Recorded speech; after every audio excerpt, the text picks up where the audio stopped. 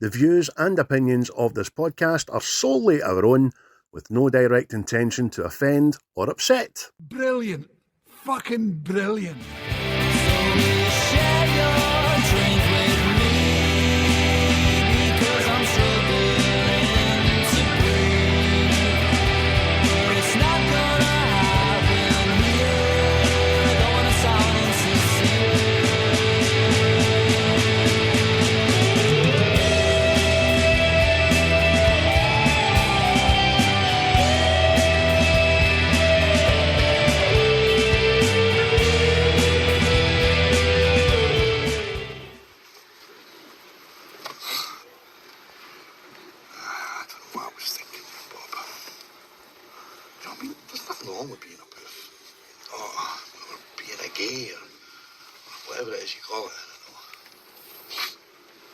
There's going to be plenty of your load in there.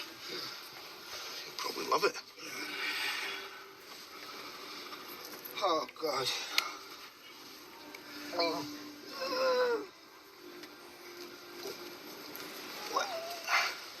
What exactly is it that you want to do to me then, Bob? All right, well, hello everybody. Welcome back to another episode of What's the Script? It's episode 2 of the season 4, isn't it? Episode 2. Sure is, mate. Hope you enjoyed Young Frankenstein there. We're just fresh off of a recent collab with Seismic Cinema that, for what I recollect, was quite a laugh. Well, fucking fresh, you're right, mate. We're less How than are you, 12 Craig? hours. I'm good, mate. Less than 12 hours off of the Seismic boys. As you say, can remember it's a good laugh, but no, because I was pissed at it and just it seemed to fly in. So I'm looking forward to listening to it back, mate. Aye, I'll laugh a minute. Well, as some of you may know, we're taking a dive into Guy Ritchie's world today with RockNRolla out in 2008. And like I was saying to yourself last night, not a lot of people have seen this or know about it. Know what I mean? No, aye. Again, it's another one of the ones I thought everybody'd seen, everybody loved, and then I looked at the box office. I was like, what's wrong with people? What's wrong with you? Do you know what I mean? Because it's, again, I watched it again and I'm like, that's banging. Film's brilliant. Aye, it's superb. Talking about the budget and what it made back anyway, $18 million they made it for, and it got back, 27.5 million worldwide. And aye, that's shoddy, innit? Looks like a profit, but in the movie world, the guys consider that a loss with marketing and all that kind of stuff that you don't factor into the making of the film. Because they usually say that whatever your budget is, there's maybe 25% of that budget again to fucking roll it out there to the world, put it in theatres and day press tours and all that stuff. So probably broke even, I would say. Aye. And what that was surprising to me. You know what I mean? I know a lot of people hadn't seen it and stuff, but see just the fact like the cast that's in this. Put it this way: Gerard Butler, Idris Elba, Tom Hardy, Mark Strong. You know what I mean? See the guys now. Tom Hardy's what a leading man now. You even get Gerard Butler doing the Olympus Has Fallen stuff like that, 300 and stuff. So it's just like, see now, if they guys win any film now, you're guaranteed money. Well, I think their fee would be more than the budget for this film alone now these days. So you're no wrong, mate. This is one of Christopher Nolan's favourite films, apparently. And this is what gave him Tom Hardy. And he's like that. Right? Inception, Dark Knight Rises. I like you, Thomas. Something about you, Bob. Well, this film, I think, is responsible for the resurgence of Tom Hardy, because he was in a Star Trek film before this. And apparently, it's not so happy. I'm sure he's the bad guy because again, this is like another a wee trivia fact that Idris Elba and Tom Hardy have both played baddies in Star Trek films. But I remember the film that Tom Hardy was in, and it wasn't up to It's much. an education. I'm sure he's do like a not. clone or something of Picard. Aye. What are you gonna do with that? Gonna bite me a cake? I came here for a proper fight with proper men. Mad Thomas of Hardy. Fucking live long and prosper, you can't. I'm sure it was like the Star Trek Nemesis or something like that. It was. I mean, it's there. You can go back and watch it. It's really, it's not for me. It's not for me. But in saying that, I'm not really a Star Trek fan. Like First Contact and all that, I could get behind, but other ones kind of. I mean, I know there's people that aren't the fans of the new ones, but I actually like them better than most other Star Trek stuff. So, it's quite sorry, funny, guys. but it's a generation thing as well because there's just as much visceral hatred for the new stuff with the mainstream Trekkies as there is in Star Wars with the old school and all that. But nobody touches the Star Trek community, you know what I mean? Which is funny. But I like it as well, mate. I watched all the 60s one and then I watched Odd Generation, Next Generation, Deep Space Nine and all that. See the man with, do you remember, was it Quantum Leap? The one he was in? That was a great series, man. Well, a great few series. That was really good. But it's diluted in it. It's kind of there's cartoons and all that now, Star Trek cartoons and shit. Aye, I mean, it's just, aye, it's like it just seems like there's too much yet. You know what I mean? But aye, but apparently this is what brought Tom Hardy back for the brink. Apparently his career was nearly done. Back for the brink. Fucking this film pure talked him off the edge. He was on the ledge there. His toes were across. It's totes the bush. But aye, just a just a quick rundown of the plot of this. It's London gangland, isn't it? New gangsters come into town, aka like Russian mafia or whatever it is, and the world gets turned upside down, and everybody's all scuttering about, know what I mean? But it's classic Guy Ritchie fashion. Different stories all intertwined and they all connect at some point, and it's brilliant, man. Big fan of Guy Ritchie. Aye, just get that way, as you just said there. Just get that way of interlinking 10 individual stories into the culmination. Everybody's got something to do with somebody else's, but they don't know about it. You know what I mean? I mean, the simple thing in this is when a Russian mobster orchestrates a crooked land deal, millions of dollars are up for grabs, drawing in the entire London underworld into a feeding frenzy at a time when the old criminal regime is losing its turf to a wealthy foreign mob. So you've got the old school, which is Lenny, didn't you? And do you know, I never ever gave credence to Mark Strong's narration of this film before now. It's great. It keeps you up to speed and who this is and what's happening and how he works and how he's fucked over them, and that's brilliant, mate. Aye. He's an unsung gem as well, Mark Strong. You know what I mean? And seeing this, mate, he's actually wearing a hairpiece. Oh. Which I think is fucking hilarious, man. Know what I mean? Oh, but aye, you're right, mate. It's brilliant, mate. And big shout out to Tom Wilkinson as well. It plays Lenny because see his character. It's superb. He's a pure bastard, but you just can't help but laugh at some of his things he says, man. It's just fucking so good. He's brilliant. Just his patter, and like we'll go over some of the favourite lines later, I'm sure. But even just the way he talks when he's got the guys hanging upside down later in the film, and he's like, "Right, this is how it's going to work. You're going in the drink. and I'm going to have a cup of tea. And the only thing you need to worry about is if you can hold your breath for as long as it takes my little kettle to boil. All right, see ya. Just matter of fact, nonchalant, but that classic gangster way where he tells them when they're getting into the now below you is the famous River Thames. And then he talks about the crayfish in there that are American because they were introduced and they ate the locals and they eat each other and now they fucking eat you if you get to the River Thames. Brilliant, man. Aye. Let's say it's like, see if you watch a guy Ritchie film, see the dialogue in it.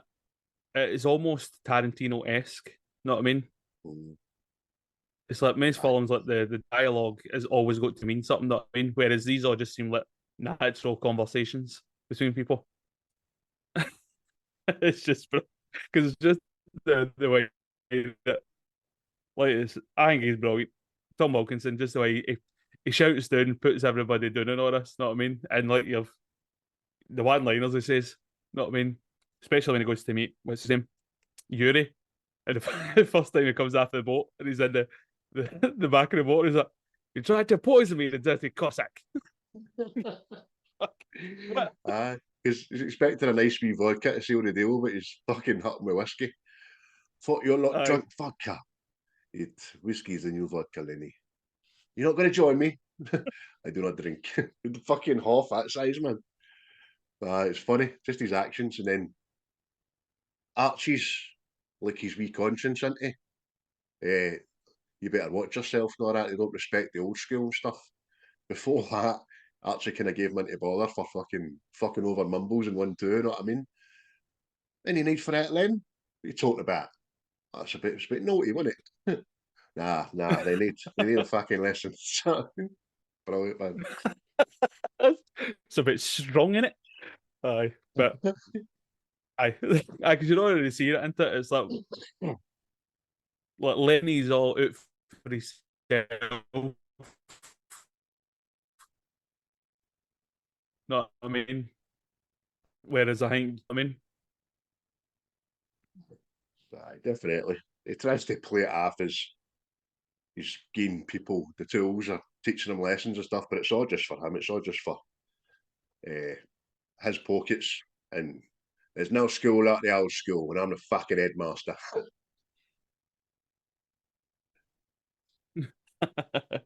aye. It's in talking about Yuri, right? See when I seen this, like the first time, and I can't shake it now, and it just watching it again the other night, it just makes me feel more this way. The character of Yuri is going to be based on Roman Abramovich. Doesn't he? Two ways about it, man. That was one of the bits of trivia in the IMDb. It was loosely based on Chelsea owner Roman Abramovich. Definitely. Coming in with his yacht, wanting land and everything, and more money than sense.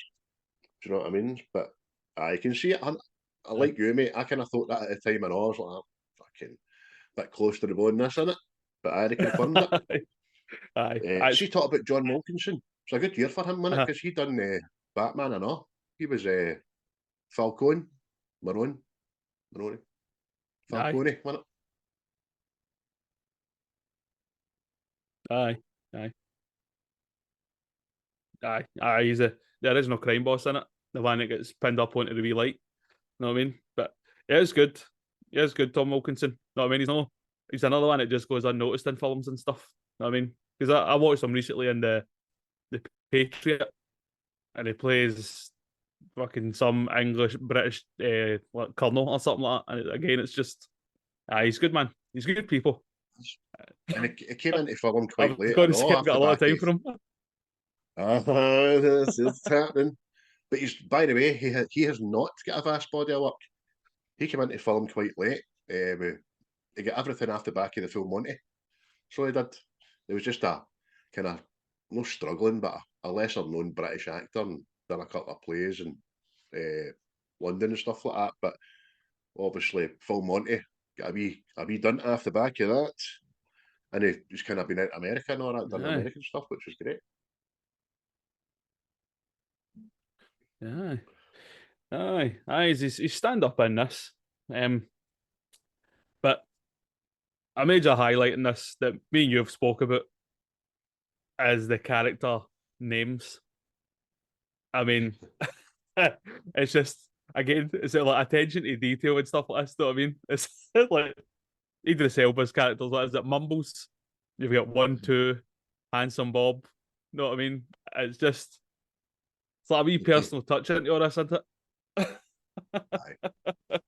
It's the classic London underworld when they all meet. Like when Archie goes for the money. It's that classic. How it's they don't greet each other. They just acknowledge each other. It's Archie, Mumbles, Mickey, Archie. I mean, just that one word, their name. Like I see you. This they got that. Hello, Archibald. How are you? Great to see you. Sit down, have a cup of tea, why don't you? 1, 2. Pull up a chair. We're having a game of Scabby Queen. Aye. But superb, man. But what's your favourite nickname? All the names in this. Yeah. Just Mumbles. I like Mumbles. Idris Elba's not very prominent in this film, to be honest with you, but I like his nickname. I just like Mumbles because always you just think somebody's gave him that name because he fucking doesn't talk properly, or he just talks about you under his breath. Oh, whoa, what's that, Mumbles? Fucking speak up, you cunts. I like that. Obviously, you can tell the people why the wee bit we discussed just about 1, 2 and his fists and all that, can't you? Aye. Oh, 1, 2. Absolutely like killed me yesterday when I seen it. You know what I mean? Obviously Gerard Butler's character is called 1, 2, and he lives at the house 3, 4. So 1, 2, 3, 4. It's fucking brilliant, man. I really hope it was done on purpose. You know what I mean? It's just it was definitely done on purpose, but it's made me think now that he's got his nickname because of the house number. That's what I mean. Whereas before him, that was a boxer. Oh, brilliant, mate. Brilliant. I didn't even think of that. You know what I mean? Where'd you stay then? Aye. Stay at 3, 4. Oh, all right, 1, 2. Aye. Mate, just it would be in line with the humour with this film, isn't it? Because like I said to you yesterday, watching this again, I forgot how funny it was. Just even like the pattern in it is superb, but see, even when it comes to just like the comedy on screen, it's just next level, man. It's so funny. It's like the bit that killed me last night. Completely forgot about it. Is when Lenny is on the phone to Archie, and he's fucking petting his ego because he's bribed this counsellor. Know what I mean? And he's like, "Yeah, I've got the painting up on the wall," and then it's like the camera pans up to the wall and the painting's gone, and the next thing it's fucking off camera. You hear him falling off a chair like, "Archie, I've been robbed." It's fucking brilliant. And see when aye, do you know what's great about that scene? It's as if it's no acted. It's just a natural him on the phone, just like, yeah, well, he wouldn't give me these painting if I didn't really like them, would he? No, that's what I was thinking. No. So what I've done is I've took it off the usual, I put it right up in the wall so I can. And then see when he's talking to Archie, get round to you with the troops. He puts his phone down, then he stands up, looks about, and puts his glasses on. So, yeah, I'm a gaffer. Brilliant. Oh, it's fucking mate. That's it. Then leads to one of my favourite scenes in the film. See that the wee guy Bambi? Oh my god, man! He's just standing there and he's like, "So where was the painting then?" And just the way the scene's set up, you can just see where the painting should be. You know what I mean? It's fucking so good, man. Oh, fucking. And then that's when you first see the famous Archie slap, isn't it? Well, it has to game it because Lenny orders the other wee guy to do it. He says, if you're going to keep asking stupid questions like that, Danny boy here's going to just hit you a slap. Then he says something again, and Archie goes like, Denny, slap him. No, not with the palm of the hand, with the back of the hand. Then he does it again. He's like, nah. Woof. And you notice it, didn't you, man? Aye. Fucking nearly kills him, know what I mean? But aye, it's like, again, on the comedy, mate, it's just like a serious scene in this is when the Wild Bunch, which is 1, 2, Mumbles and Handsome Bob, they steal the Russians' money for the second time. Now, see that as a pure chaotic sequence, right? They've got these mad, dangerous war criminals chasing after them, and all the while it's funny. Know what I mean? So like the wee guy, when the motor's upside down, Mumbles is like pepper spraying into the motor, but he's not looking, so he's pepper spraying 1, 2, and all that. It's fucking. So good. It's just the funny thing about this film, right? Try to do a review, try to explain it to people. There's so fucking much going on. It's impossible to make it plausible in a review because Lenny, right? The Russian, the accountant, the Jobs, the Wild Bunch, Cookie, Johnny Quid, the producers, the big guy in the motor with the tickets and all that, the painting, everything. But it all comes together, and it all comes together brilliant. What's your favourite kind of like subplot?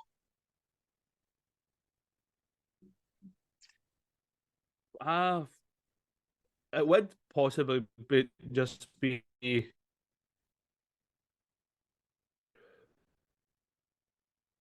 Wild Bunch.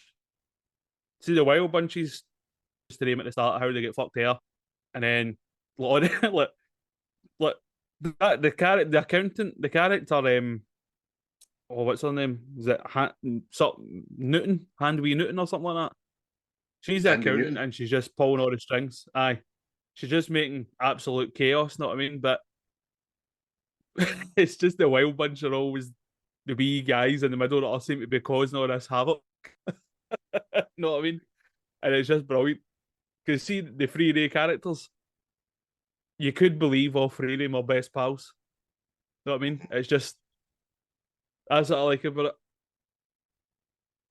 How about yourself? Aye. Like you, I like the Wild Bunch because I think they're invested in every single faction.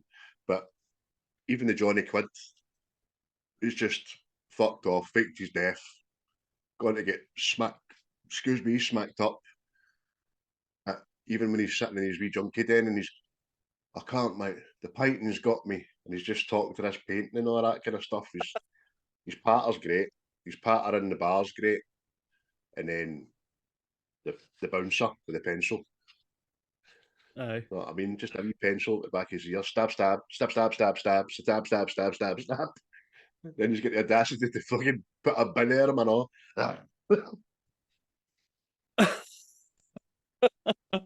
Aye, mate. Aye, the original John Wick. Know what I mean? You see when they talk about John Wick, I watched John Wick kill a guy with a fucking pencil, and I'm like, I've seen that. Look, I've done that too, but you know what I mean? True. True. Gone. Well, there you go. I wonder if that was inspired for RockNRolla. You know what I mean? Yes, I like. He's good. But see, I know, even they're all kind of bent, whatever way you look at it. Lenny's bent, the Wild Bunch are bent, fucking Thandi Newton's bent. You know what I mean? They're all crooks. But there's still a class system of crooks. There's still a class system. When Thandi takes the Wild Bunch to the house, and the fucking guy just answers the door with fully suited at the tap and his boxer shorts with socks and suspenders. Hello!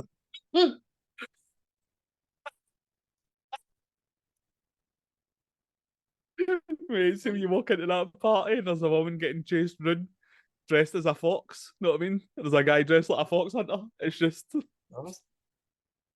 It's This is a a different kind of realisation that party. they're just as fucking mad with you as you are when like doing it the breadline, but they've got more money to do stupider things, you know what I mean? Aye. And obviously Thandi Newton, Stella her name is in this, innit? Aye. She's married to this big hotshot London lawyer, but he's a poof, so it's a marriage of convenience. So she's sexually repressed, really, isn't she? And I think she's got a wee liking for her 1-2. Aye. Aye. She seems to be seeking out danger in this, man. Know what I mean? She's could have the finer things in life, but she likes a bit of smut. Why? Why? I like a bit of rough. You know what I mean? Well, that was part of the trivia for this as well.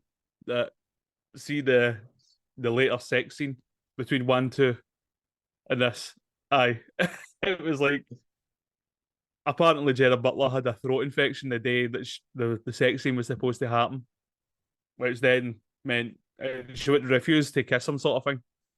And this led to Guy Ritchie doing an impromptu sex scene, and that's hilarious in itself. You know what I mean? Aye, locked it in, fucking... smashing. Aye. Absolutely brilliant. Because even that, it's as if she's just, oh, go on then. You may have ravaged me. Why not?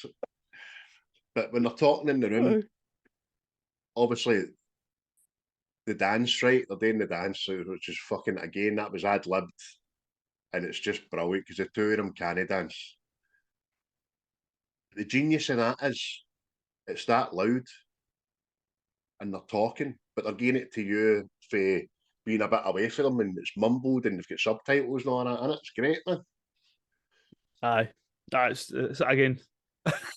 Can I dance? Oh. It looks like he's putting 100 fags out in the flare.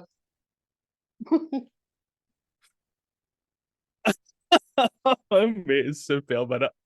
It's like because he's like, but it's like it's like Granda dancing in it. It's just, but see, even her dancing when she's doing it as well, she starts doing stuff like. Aye, she tries to go all Uma Thurman, but looks as if she's taking a fucking stroke. Just making shapes and stuff, isn't she? Man, it's just fucking mental. Well, his feet are glued to the flare. It's a party I want to get involved with.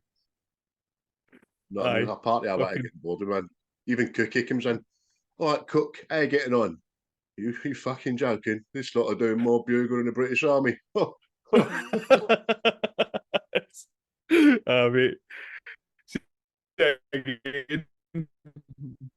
Cookie is another character that just exists here, but he's that you want to know more about him. You know what I mean? It's like because he was apparently like a smack kid as well, and like how he's bettered himself. You know what I mean? And you're just curious, like how he gets up to where he is. You know what I mean? But it's part of the magic in these films, isn't it? Upgraded himself with Junkie's carpet to supplying the bastards. When they're looking for Johnny and the record producers find Cookie in the club, he's got a 2-minute monologue there that's just fucking brilliant. And he, like you said, mate, he describes I was once a slave to the pipe, but I gave that shit up. You want to find Johnny Quid? It's brilliant. Aye, it's deep, but it's good as well, you know, because the Johnny Quid character in itself is very interesting. You know what I mean? Because he's obviously a junkie in this, right? But he's went like a private school, so he's educated, and the way he talks, you know what I mean? He passes it on to people like quite like philosophical, you know what I mean? And he's in this mad crack then. You know what I mean? There's no furniture, there's not even like a wall. There's just the frame where the wall should be. And you're just like, what's going on here, man? I mean, kudos to fucking Toby Kebbell, sorry, who plays Johnny Quid, because he's got 2 or 3 big monologues in this. See the one, like, he just describes cigarettes. Do you know what I mean?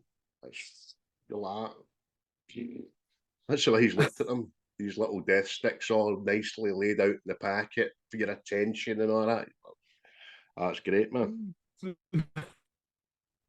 Aye. Aye. So, mate, again, well, I've already gave Guy Ritchie his thing, but if he's wrote the dialogue and all that, the screenplay and stuff, mate, like kudos to him. Because it's to even think that stuff up, never mind just have somebody act it, it's something else. But I know. Tonga, Styro, the character of Johnny Quid, he's responsible for some of the best bits in this. Especially when we come near the end of the film, when like everything, all the crescendo comes. It's it's fucking brilliant, man. He's just begging to be slapped. So much so that eventually Archie loses his cool, backhanders him, and instead of going like that, yeah, his head is turned to the slap, and he goes, and doesn't he move? Then he just goes, that gentleman was the famous Archie slap. You want to shut your little mouth. I mean, there's an execution about to happen. You know what I mean? There's people in this lift with hoods there, their head, and the whole shebang. And it's at least one of our favourite quotes, isn't it? That Archie just loses a rag, pins him up against the wall, like, shut your mouth, you wee dick, or I'm going to slap you about. And it's just, all right, me Arch. Man. I'm only little. Brilliant. But aye. But see that again, that whole part of the film. Talking about, well, I've already spoke about how funny it is with the dialogue and stuff, but see something like the daft like slapstick of this. Well, obviously, Johnny ends up shot in this lift, and we get to the lower levels. You know what I mean? And the two record producers are lifting Johnny Quid up, and this guy comes out with a gun. And the next thing they put their hands up, but when they put their hands up, they drop Johnny. You know what I mean? And it's just so fucking comedic, man. Which is why I have it up there with Snatch and Lock Stock, because in the same vein, they two films were again mashed up fucking bundles of stories all intertwining with a semblance of patter and humour. The humour's just as much as good as the patter. It's sensational. I fucking can't say enough about this film. See the thing as well about it, originally it was going to be one of a trilogy. I never knew that. I thought there was going to be a follow-up, but I never knew it was going to be a trilogy, man.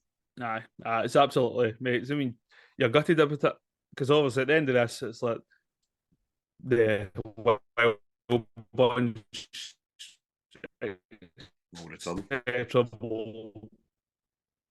return, you know what I mean? And you're like that, you said yourself that he's wrote it and all that, but it's when they'll get the time to do it, if they get the time to do it, you know what I mean? But I think it just coincides as well with how big some of the actors got, you know what I mean? The cost to get all them on board for a Guy Ritchie film would just be too much, I think. Aye. Well, you would like to think that they kind of people want to be fucking too up their own arse or too big for their boots to say, I want so and so. They would come back and go, yeah, the story needs to be told. You would hope, you know what I mean? But you're right, they're all went on to be A-listers. So I can only imagine what their demands would be financially. I think Idris Elba's in every fucking film gone. Aye. And again, another wee part of trivia, apparently Jason Statham was offered to part in this, but he turned it down because he was filming Death Race. And Stupid cunt. So good the follow. I mean, so good that the follow-up prequel had fucking Matt Goss in it. You know what I mean? Or Luke Goss. I don't know what one's the actor. What's one of your favourite lines in it? Oh, we've got so many here, mate. So, right, one of them is 1-2 after they steal the second lot of money, and he's like, "Oh, and you forgot to mention that they had guns, big long machine guns with war criminals attached to the end of them. Aye. Fucking- That's superb, isn't it? a lot of these, aye, a lot of these lines coincide with my favourite scenes in the film as well. Obviously, we've already said, "Don't hurt me, Arch. I'm only little." Wee Bambi when he says, "All right, Lenny, where was the painting?" Know what I mean? It's just, and then the other one, it's so comedic. It's brilliant. It's just 1-2 and the Handsome Bob, and Handsome Bob has came out to 1-2 saying he's gay, and 1-2 is just like, "You're fucking Handsome Bob, the lady killer. You're not gay." He just keeps calling him a dirty bastard. You dirty bastards. In a Scottish accent, that sounds fucking great, you know what I mean? Like, look at you, how dare you, you dirty bastard. Oh, Oh, mate. Oh, brilliant. what about yourself, mate?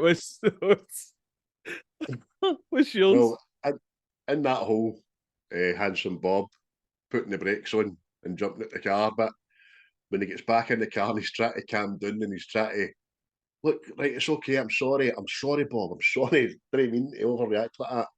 It's no, it's cool that you're gay or a poof or whatever you call yourselves. Then it just goes like that. I don't know what I was thinking. I mean, you're going to be inside for 5 years and there's plenty of your folk in there. You'll probably love it. No, sorry, aye. But when he seems to goes back and tells the wild bunch, 1-2, what's happened and all that, mumbles fucking line is brilliant, man. He's like that, did you consider it and all that? He says, the fuck will be off for you, man. Being Bob is at the cost of being a puff. I'd have to think about it. Not for a very long time, but I'd have to pause. You know what I mean? Aye. He's saying Bob is such a good guy that I might be gay for Bob. You know what I mean? That's what he's saying. Brilliant. Aye. Oh, mate, mate, again, that's one of my favourite scenes. The whole, because Handsome Bob has gone away to prison. No, I mean, it's just because he would, because even see when Handsome Bob goes at him, I don't want all that. I want you. It's like, Very what funny. is that? Oh, mate. And then see after it's all said and done, 1-2 goes at him. So, what is it you want to do to me? Aye. What do you want to do to me? Know what I mean? Fuck's sake. But I mean, at the end up, fast forwarding, it ends up that all he does is he wants a wee dance, doesn't he? Starts to go and have a wee dance. I don't know, the wild bunch, I think I know. Aye. Oh, mate. But what's even funnier about that as well is the fact that everybody else knew, apart from 1-2. It's just so good, man. So fucking good. You're my best friend. I mean, we've shared showers and everything. You've seen my cock. Fucking brilliant, man. Oh. See the actual explanation. I mean, title of the film is RockNRolla. The word is bandied about throughout the film, but the explanation for it Archie gives is smashing. It's right at the start. It says, what's a RockNRolla? It says, well, we all like something. Some is it's girls, some is it's money, some is it's drugs, some is it's fame. But a RockNRolla, he wants a fucking lot. Aye,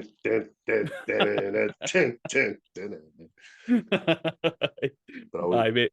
See, look, most Guy Ritchie films, I think this one has got a bit of swagger about it. Know what I mean? This is the most gangstery, shall we say. Know what I mean? I know that's hard to believe with Lock, Stock and all that, but that's usually just like wee bands of thugs. Know what I mean? This was like proper organised crime, for what I can tell. But even that, it's not without its flaws, because when they go for the first robbery, they're just storing there in their security gear.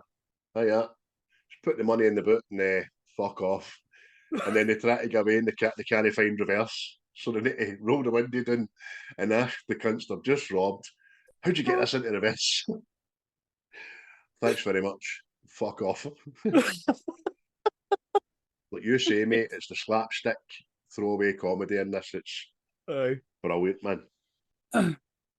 But see, Lenny, I know. Lenny's cunt. Do you know what I mean? He's see all the stuff with the counsellor and the lighter and all that. It's pure underhand tactics, isn't it? Aye.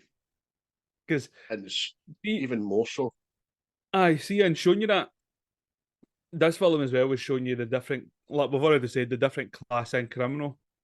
But this is like the white collar criminal. Know what I mean? It's like he's in there, he's in the tennis clubs, the yacht clubs, and all this shit. Know what I mean? And it's all very. It's like everybody knows. Know what I mean? But it's not the old, like as they say, on the cobbles crime. Know what I mean? It's very. Aye. Dirty bastard. But you know, Lenny and Archie have came for the cobbles, which is what makes it all the better. I mean, even with the counsellor, doesn't know what the fuck he's doing, and he's got the big cigar and the lighter, and then Jackie, the wee tennis lassie, and all that. Oh, Jackie, want to meet the counsellor? Is he wicked? What does she mean by that, Arch?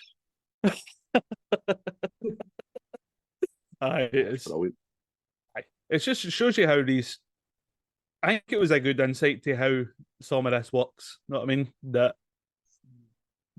criminals can get up to the higher echelons of society. You know what I mean?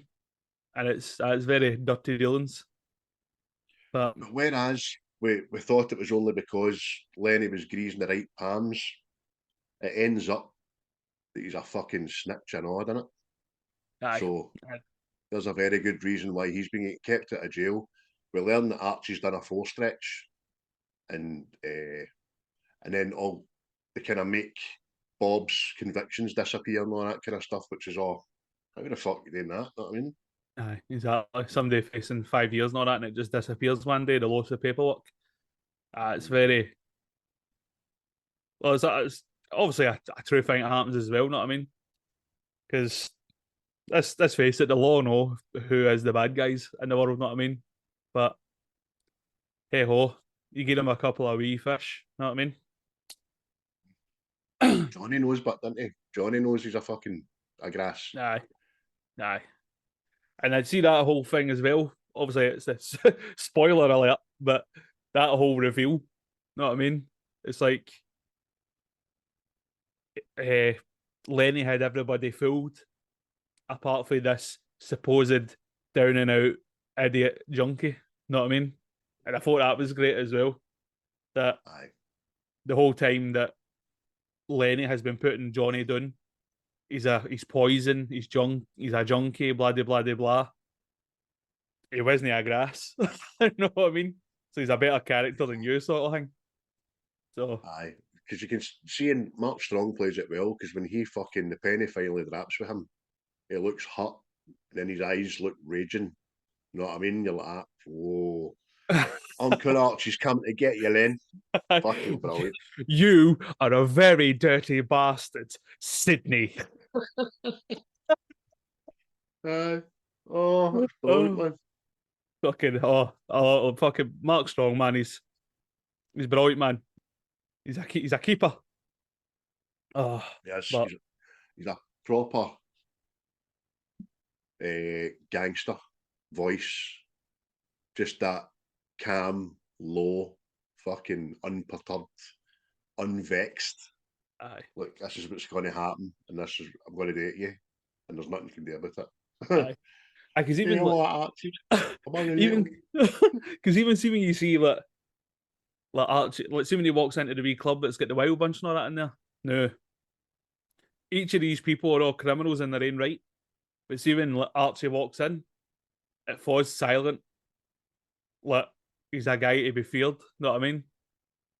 And it's not like he goes in like the typical fucking lunatic, like a Vinnie Jones character. Know what I mean?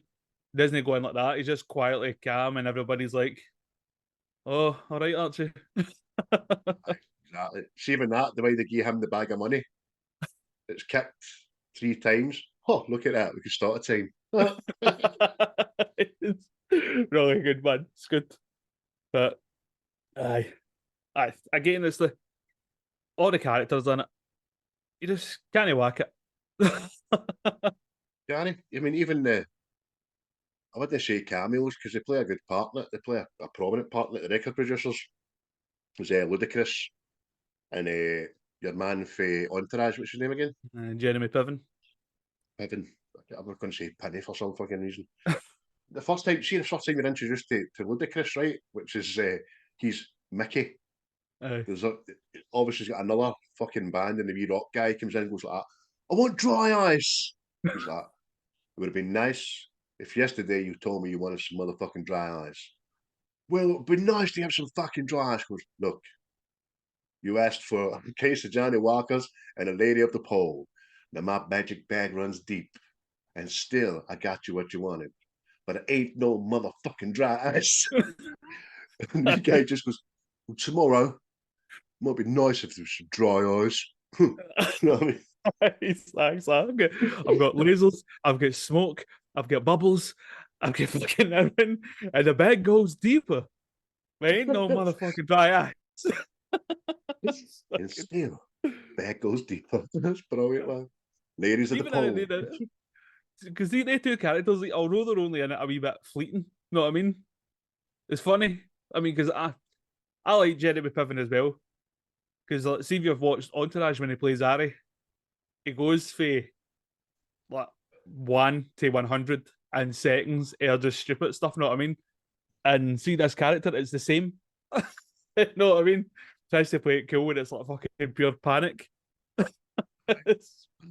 That's the second hairpiece in the film, I know, isn't it? Aye. It's see the most unbelievable part about this film.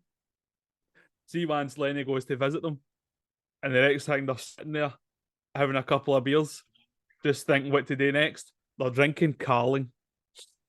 That is the most unbelievable part of this film. Is they ask for a second Carling. I thought that was a missed opportunity. There must be product placement in that because I don't even know if you can get it anymore, but there used to be a beer called RockNRolla.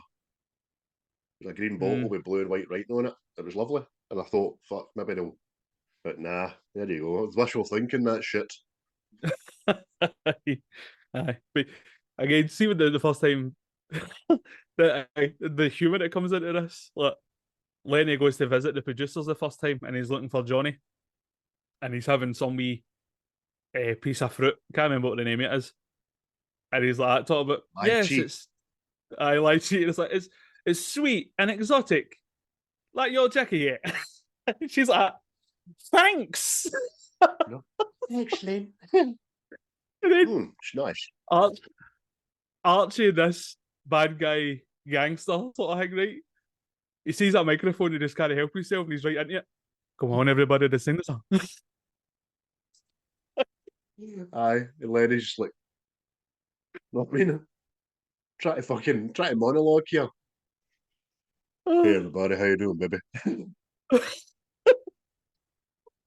It's like a wee boy syndrome, isn't it? Doesn't matter what age you are. If you see a sign saying "Do not push this red button,"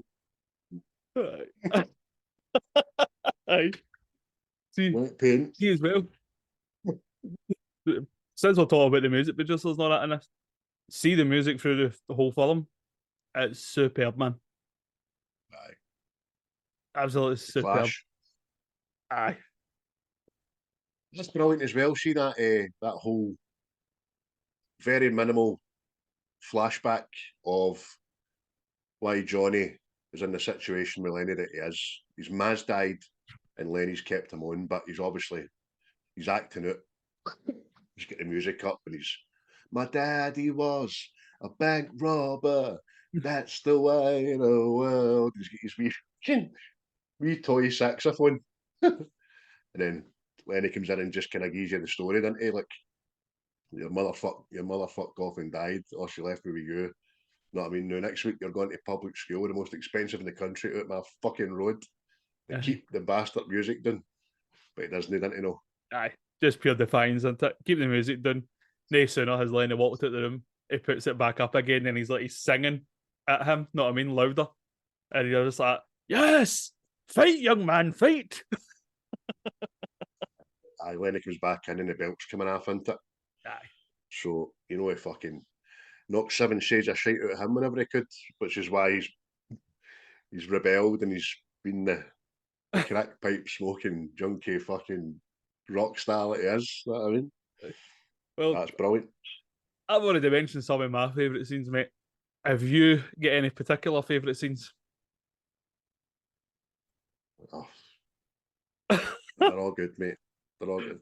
We've done the whole chase scene with that robbery's fantastic. Oh. The camera, body cams used in that was excellent. Unexpected. And just a close up of the face, no moving, but the background fucking giving you a pure mad hairy fit. And then, even when he gets knackered and he turns around and goes, to him, and then fucks off. But see, when he comes out that tunnel, he thinks he's gave up. And the guy just comes out the tunnel. Fucking hell. Starts running again, man. It's great. Other scene. I like the end scene. I like Archie and Johnny. Johnny's obviously been to rehab. He's come out and he's all clean and he's grew his hair out and he's got a nice beard and all that and he looks smashing. And it's as if, how you doing, Uncle Archie? He's like, oh, come on then, give me a cuddle. And they just have a wee back and forth. And it's, I'm the head of the castle now and all that. You're my man. And that's when it kind of ends in it. And it's the Wild Bunch will return. Aye. Aye, brilliant, man. Aye. That's as well as, well, obviously, see the painting in this? It's a MacGuffin, innit? It's, you never see it. And it always used to frustrate me. You know what I mean? I'm going, what the fuck is it? Just shows it. You know what I mean? It's the Pulp Fiction fucking golden briefcase in it. Aye. I was like you, mate. It used to annoy me, and I was like, you know what? It doesn't really matter. And then I used to convince myself it was that horrible fucking 70s painting that every cunt used to have in their old house. It was a blue woman. You know what I mean? What is it? It would be good to get Guy Ritchie and go like, what the fuck was that painting? It's the fallen Madonna with the big boobies. Smuggled in my little tank. Aye. I'm the same. See with it, the whole robbery and the two Russian supermen.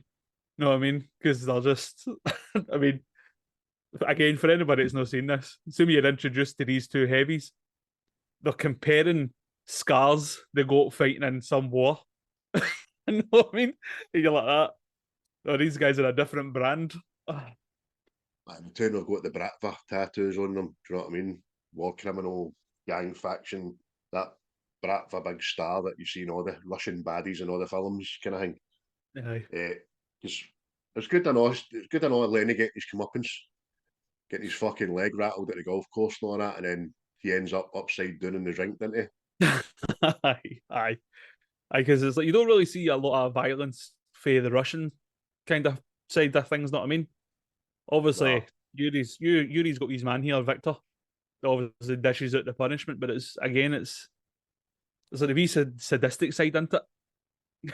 He's just calmly playing his golf and Lenny's getting smashed to bits. Know what I mean? But all the way through the film. Well, Stella never gets any comeuppance. She gets away with everything. She's the orchestrator. You know what I mean? She's the in-between fucking, she's making money and she's not getting caught. Every cunt else is getting fucking 1, 2 and Mumbos are getting chased and leathered and Lenny's getting leathered. Fucking the producers are getting leathered. That's great. Absolutely great. and saying that, it's like there's a part where obviously Yuri goes to see her and sees the painting, know what I mean? And she lies to him. And as he says, Victor, would you come up and join us? And Victor's like, pass me my gloves, know what I mean? So you're kind of. But I don't know if that would have been explored more in the sequel. Know what I mean? Aye. You maybe have fun something out. Because Aye. at the end of the film, it's like Archie and Johnny. And Archie has got Johnny the painting back, know what I mean? So obviously something happened to the Russians, and I'm just wondering if the accountant had something to do with it as well, know what I mean? Because the way it describes, it must have cost a pretty penny. Let's just say it cost a very wealthy Russian an arm and a leg. You know what I mean? As if chop the cunt up for you. You know what I mean? You know what I mean? Aye. That's what's annoyed me about no getting the sequel. As it seems like there's a lot of stuff there that would have aided a second film, know what I mean? That it wasn't all Aye. just tied up. But hey ho. There's a trilogy that makes you think even more. What the fuck could they have done in 3 films, or would have been a kind of prequel to a backstory, or how they all got to where they are? So I don't know. Aye. But as a standalone, mate, brilliant, absolutely brilliant. Thoroughly enjoyed it. I'll enjoy it again in the future. Aye. Would you get it out of 10? I'll give it an 8 solely because I've got Snatch as a 9. I think 9's like Snatch is the best Guy Ritchie thing ever. It's just like see the characters in it, and in fact here, have you any favourite characters for the film? Aye, but no standout. I think they're just all fucking excellent. They really are. I mean, they've all got their moment. They have. Bob's got his moment. Cookie's got his moment. Even the gay lawyer husband, he's got his time to shine. I think they're all. It just works, and I think that's speaks volumes for the writing in the film and the casting. Aye. Have you got a favourite? It's Big Archie. I think he's the godfather of London and waiting, know what I mean? Respected, and he's fair, know what I mean? As we hark back to when Lenny does the Wild Bunch, know what I mean? So it's a bit out of order, that, know what I mean? Strong then. know what I mean? So you get a semblance of he would look out for one another, know what I mean? They're all in this together sort of thing. But he's the kingpin. But smashing. Excuse me. I've put down an 8 as well. Like you, I think Snatch is pretty untouchable. It's the closest to a 10 for me in Guy Ritchie land, because it's amazing. But aye, a good solid 8, very nearly a 9. Great film. If you've not seen it, where have you been? Like, you got to get on that shit, man. aye, but it's kind of hard to get. I mean, the video's unavailable on Amazon Prime now for some reason. You can't get it. You can't buy it off of YouTube. So it was just as well we had a copy, wasn't it? Aye. Because like I says, big fan of it. See, when I seen it back then, I went, "Oh, aye, we'll buy that on the DVD. That'll do." No, I mean, but I'm sure you could get it off of what's that site? No Moonpig. The man that sells all the old DVDs and books and all that online. I can't remember what it's called, but you get it there for Wally's, know what I mean? It's great. It's well worth it. Aye. It's definitely superb, mate. And it's like, I'm wondering if this launched a lot of these guys' careers onto better things, know what I mean? Because Gerard Butler's the darling of like action films, isn't he? Aye. Idris Elba, know what I mean? They're even talking about him for James Bond, and Tom Hardy's Tom Hardy, know what I mean? So Definitely. And Mark Strong's just British baddies across the board, man. He was a great baddie in Sherlock Holmes. Aye. Where RDJ and that. Guy actually done that and all, didn't he? Aye.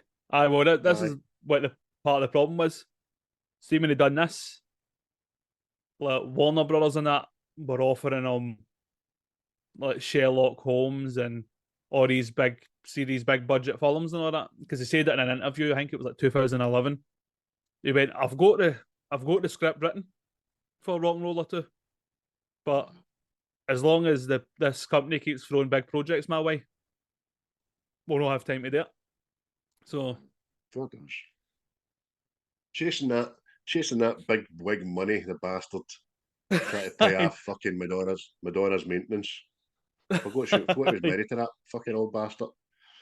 Can't go home, man. But that was a part of the trivia as well, because see that band that did the song I'm a Man, like they call it Black Strobe or something like that? They had a hit song, Me and Madonna. So, you know what I mean? It's like that. What's this? I see you. Aye. 15 years ago, man, so maybe we're still married to that. I don't know. Kind of care less, to be honest with you. But, aye, as time rolls on, less chance we've got of getting any kind of follow-up, simply because people age more than anything else, you know what I mean? That's it. But, hey ho. But aye, that was RockNRolla by Guy Ritchie. So if you're into Guy Ritchie, I suggest you go and get this watched, because it's in the same light as Lock, Stock, Snatch. You know what I mean? It's superb. And it's well acted. The pattern in it's brilliant. The action for what's in it, you know what I mean? It's no fucking Arnold Schwarzenegger action, like shit blows up, but it's British film action. You